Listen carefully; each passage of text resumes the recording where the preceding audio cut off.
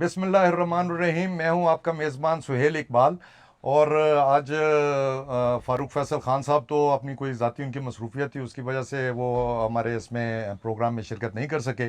तो मैंने ये हमारे साथ उस्मान ख़ान हैं जी, बड़े एनर्जेटिक रिपोर्टर हैं और पिछले कोई 20 साल से इस्लामाबाद में जो है पावर कॉरिडोर्स में भी घूमते हैं और अपोजिशन को भी कवर करते हैं और हर किस्म के जो है। तो मैंने कहा जी क्यों ना उस्मान ख़ान को ही बुलाया जाए और उनसे ही आज बात जो करंट सिचुएशन है उसके ऊपर बात की जाए। तो सबसे पहले मैं अपने नाजरीन से रिक्वेस्ट करूंगा हमारे चैनल को सब्सक्राइब भी करें और उसके साथ साथ जो बेल आइकन है जिसे घंटी और टल्ली भी कहा जाता है उसका बटन एक दफ़ा ज़रूर प्रेस कर दें ताकि हमारे वीलॉग आपको बर वक्त पहुँच सकें। तो जी उस्मान खान साहब, बड़ी आपको खुश आमदेद। आप बड़े शॉर्ट नोटिस पे तशरीफ़ लाए और कुछ डेवलपमेंट्स भी ऐसी चल रही हैं बड़ी गर्मा गर्म किस्म की। वो कभी वारंट जारी हो गए, कभी वारंट कैंसिल हो गए। तो इस बारे में ये सिलसिला तो चलता रहता है, लेकिन एक बड़ी अच्छी बात है कि आज आपने टल्ली और घंटी जो है ना वो स्टार्ट में बजा दी है। हाँ तो वो घंटी बजा के आगे चलते हैं ताकि लोग जो है ना उस टल्ली को सुन के आगे चलते रहे। टल्ली से आगे असल जी में आप मसला ये है कि खबरें तो रोज़ डेवलपमेंट बहुत ज़्यादा है, इस मुल्क में हैपनिंग्स है होती रहती हैं, लेकिन आपने असल में बुलाया था तो मुझे आपका नाम ही ऐसा है प्रोग्राम का, गपशप। तो ये तो ठरक भी है गपशप करने की और ये बड़ा मज़ा भी आता है। और पॉलिटिकल और जो इस वक्त हालात हैं मुल्क के उसमें इस वक्त ज़ाहिर है सूरत हाल इसी किस्म की है और ये बड़ी बातें की जा रही हैं कि जी इमरान खान साहब लाडले हैं किसी के, कोई अदालत इनकी तरफ देखती नहीं है और घर बैठ के वो जनाब दरखास्तें दिए जा रहे हैं कि जी हालात इस किस्म के हैं कि मुझे आप वीडियो लिंक पे ले लें। मतलब अनोखी चीज़ें हैं, एक मुलजिम के तौर पर वो उनकी तरफ से सामने आ रही थी, लेकिन अब जो अदालत की जानिब से फ़ैसला जारी किया गया है तहरीरी हुक्मनामा, उसमें तो बड़ा वाज़ेह कर दिया गया कि इमरान खान साहब आपकी जान को ख़तरा नहीं है, इस मुल्क में हर बंदे की जान को ख़तरा है। और स्पेशली जो पॉलिटिशियन है ए क्लास के, मतलब बड़ी शख्सियात है पाकिस्तान की सियासत की, उन सबकी जान को खतरा है और सभी कहीं ना कहीं अंडर अटैक जो है वो देखें ना, आते रहे तहरीक हैं। तालिबान पाकिस्तान ने तो बिलावल भुट्टो और शहबाज शरीफ को जो है उनको शहबाज भी शरीफ, बिलावल हाँ भुट्टो, मौलाना फजलुर रहमान इटसेल्फ, हालांकि उनके बारे में बड़ी बातें की जाती हैं और उन्होंने तो मुद्दा यही रखा जब इन तीनों की मीटिंग हुई है आसिफ जरदारी और नवाज शरीफ और मौलाना की, उन्होंने कहा जी इलेक्शन कैसे करा लें, खैबर पख्तूनख्वा में तो हम बाहर निकल ही नहीं सकते, कंपेन नहीं चला सकते और आप इन हालात में इलेक्शन करवाने की बातें कर रहे हैं। तो ये एक अच्छी बात है कि वो जो एक तासुर था लाडले वाला वो शायद ख़त्म होता जा रहा है और ज़ाहिर है अपने एंड की तरफ चीज़ें जाती हैं। तो अदालत ने आज हुक्मनामा जारी कर दिया कि खान साहब, इमरान खान साहब आपको आना पड़ेगा, वरना वारंट की जो मुअत्तली है वो शायद वापस लेनी पड़ जाए और गिरफ्तारी के लिए फिर राणा सनाउल्लाह साहब की खिदमत जो वो शायद लेनी पड़ जाए अदालत हकीम को। साहब की हैं जी बिल्कुल उसकी नहीं, मगर ये जो है ये तो था जो इनके वारंट जारी किए थे वो तो सेशन कोर्ट से हुए थे। जी हाई कोर्ट ने उसके ऊपर इनको चले 5 दिन का मुअत्तल कर दिया था हाँ इनको कि जी मुअत्तल उनको कर दिया। दरखास्त थी कि मान ली गई कि हाँ चलो वो देख 5 लेते दिन का हैं। उनको टाइम दे दिया, 5 दिन बाद आप आके जो है जो कंसर्न अदालत है उसी के आगे पेश हों। तो अभी इनके पास वो सुप्रीम कोर्ट भी तो है ना जी, अभी सुप्रीम कोर्ट भी तो अपनी है ना जी, अपने कर दी है गाल ही कोई नहीं। तो चलो फिर एक्सपोज होते जा रहे हैं अगर जड़ा जड़ा भी नाल इस तरह की हरकतें कर रहा है। मतलब देखें ना, सबके लिए कानून तो बराबर है और सबको इंसाफ भी नज़र आना चाहिए मिलता हुआ।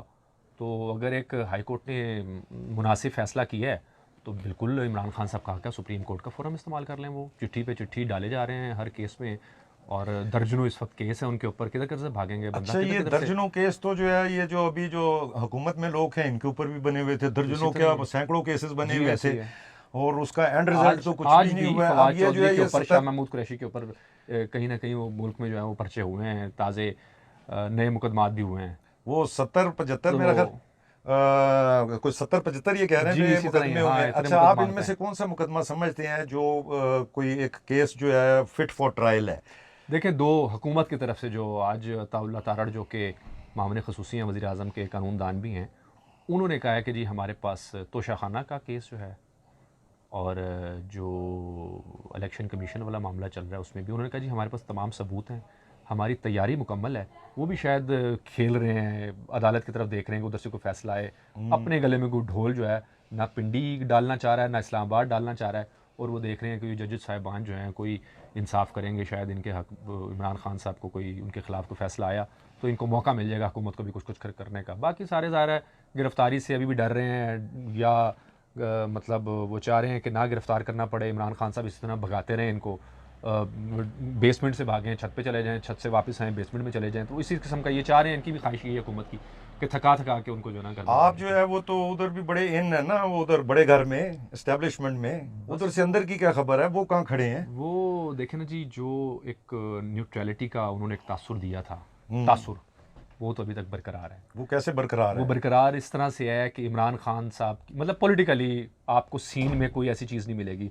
खान साहब की बड़ी ख्वाहिश है नहीं, ये और पंजाब उन्होंने का जो मायूसी चीफ का भी मिनिस्टर इजहार लगा है किया। निगरान जो है, ये कहाँ से, ये कोई चीज़ लोगों को ये नजर तो नहीं आ रही ज़ाहिर है, है? सबको पता है कि जरदारी साहब ने नाम दिया और वो ज़ाहिर है कंसर्न क्वार्टर्स जो हैं उन सब ने ओके किया, तो फिर वो ही तो लगेगा। उस तरह वो तो तो अपना उनके साथ हाफिज साहब के साथ उम्रे के दौरान, और जी वो बिल्कुल, तस्वीरें भी असल में सारी हाँ, सामने आ गई जब थी। वो इसी तस्वीर की बेस पे तो जो है वो एक ऐसा तासुर उभरा कि शायद इनको कोई बड़े घर से भी जो है आशीर्वाद है, और जाहिर है होगी भी। इस मुल्क में सबसे बड़ा सूबा है पंजाब का, वहाँ पे तो इस तरह से नहीं, ये एक चीफ सेक्रेटरी के बारे में भी सोचा जाता है कि इसको लगाना है कि नहीं। एक तो वो तो चेयरमैन, फिर एक ये चेयरमैन सीएम है। जो है, एक नए वो आए हैं, कोई रिटायर्ड जर्नैल साहब हैं, कोई ब्लडी सिविलियन में से कोई भी नहीं मिला, और ये जर्नैल साहब कहाँ से आए, ये जो नैब के चेयरमैन हैं? ये वो पोस्टर वाली पार्टी की तरफ से नाम आया, ये बड़ी हैरान नहीं, कुन बात है कि राजा रियाज साहब ने ये नाम पुट किया और वजीर आजम साहब ने बाकी सारे छोड़ के एकदम एक्सेप्ट कर लिया। राजा साहब तो के ये पास नाम कितनी कहाँ से कितनी आया? कितनी हमागी है आपस में वजीर आजम और अपोजिशन लीडर में,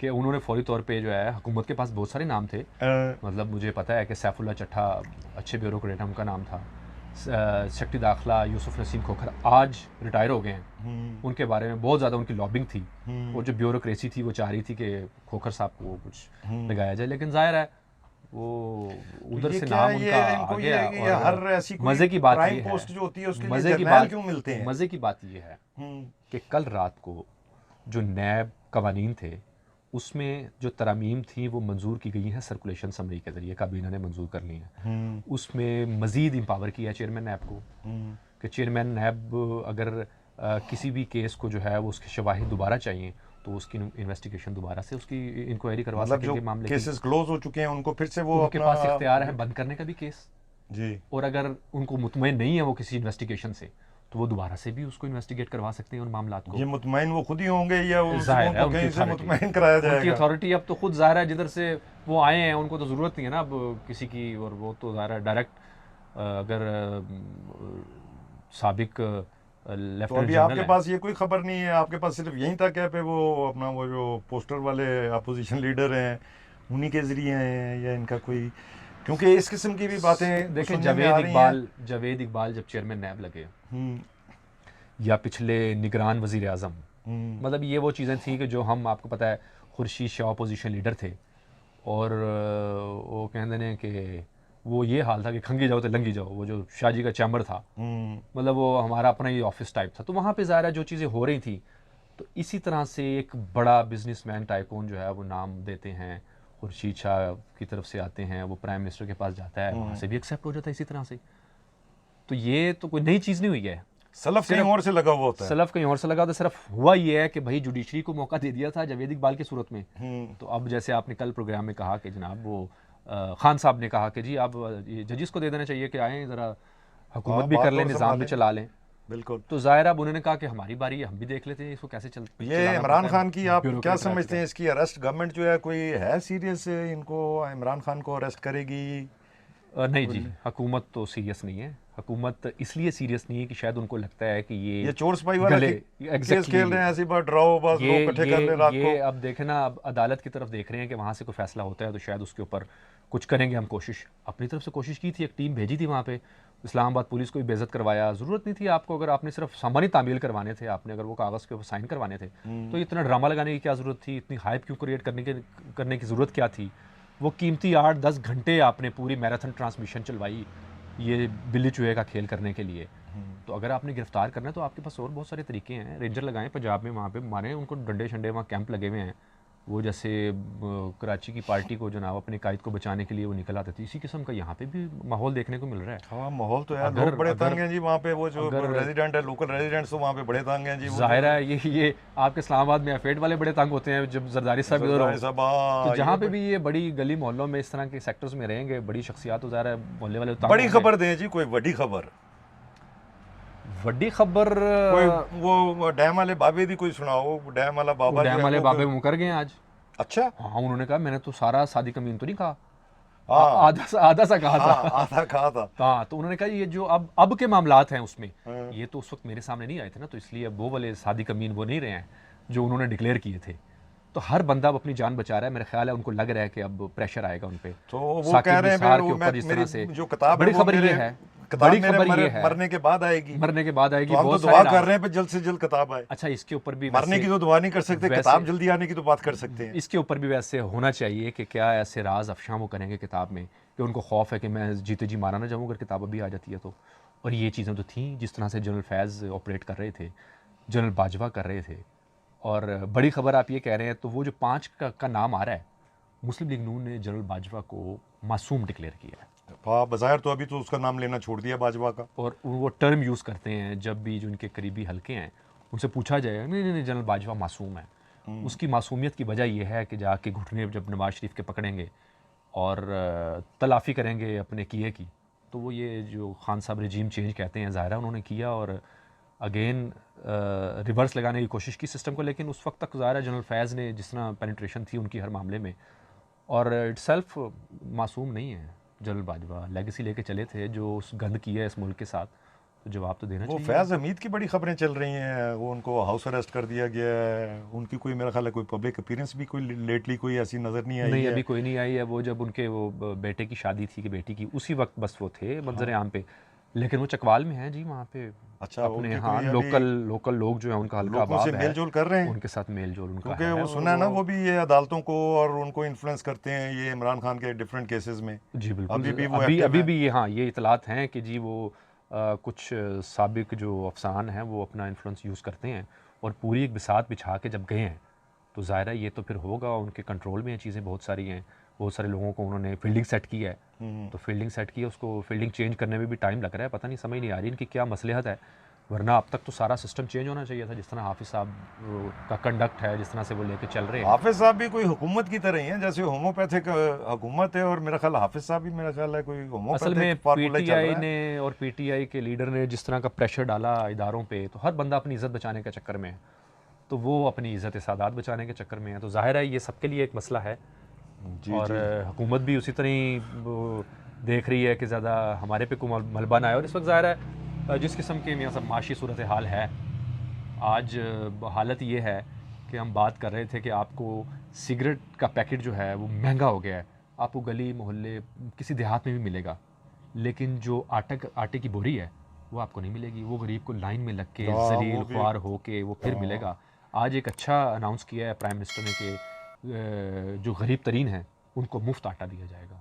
अब ये मुफ्त आटा मुफ्त किस आटा तरह भी दिया होता है, जाएगा, वो तो क्वालिटी भी फिर किस तरह वैसे ही दिया जो है जाएगा ये और जो इसका सस्ता आटा भी तरीकाकार दे रहे क्या हैं उसकी होगा? क्वालिटी देख लें, और फिर जाहिर जब मुफ्त है, देंगे तो उसमें क्या पता नहीं होगा। क्या होगा, पता नहीं इसमें तो क्या क्या गंद निकलता है इन बोरियों में। आटे बहरहाल की जी देखने वाला हुकूमत कोई का नहीं है। बहरहाल है तो इनके बड़े चैलेंजेस हैं अपना इकॉनमी के फ्रंट पे, और मैं तो समझता हूँ ये आम लोगों को कोई और रिलीफ दें या ना दें, मगर कम से कम ये जो असेंशियल जो कमोडिटीज़ हैं, जो खाने पीने की अशियाँ हैं, इनको एक दफ़ा इनको ज़रूर कंट्रोल करना चाहिए। इनकी प्राइस जो है ना किसी जगह पे लेके आनी चाहिए, तो फिर इनका कोई सर्वाइवल साहब, का एक चांस है, तो अदरवाइज तो मुझे मुश्किल ही नज़र ठीक आता कह है। रहे हैं आप। एक तो मसला ये है ना कि चीज़ें महंगी हो गई हैं, दूसरा जो एक रिट ऑफ गवर्नमेंट जिसको कहते हैं वो असल में कहीं नहीं है। आप अगर इंपोर्टेड चीज़ों के ऊपर लग्जरी आइटम पे टैक्स लगा रहे हैं, जो आज जीएसटी जो है वो 18 से आप 25% पे ले गए हैं, तो भाई ये तो जो आपके गुजरांवाला में जो आइटम बन रही है जिसका कोई ताल्लुक नहीं है डॉलर से, जिसका कोई ताल्लुक नहीं किसी भी ऐसी चीज़ से, वो भी प्राइस बढ़ा देगा कि जी टैक्स लगा दिया है। जी हाँ। तो आप अगर आपकी रेट नहीं है और आप अगर जाके देख नहीं रहे हैं, तो आप मुफ्त भी बांट दें फिर भी आपको कोई दुआएं नहीं देगा, क्योंकि आप जाके देख नहीं रहे हैं हालत क्या है नीचे, या दुकानदार किस तरीके से ट्रीट कर रहा है आम आदमी को।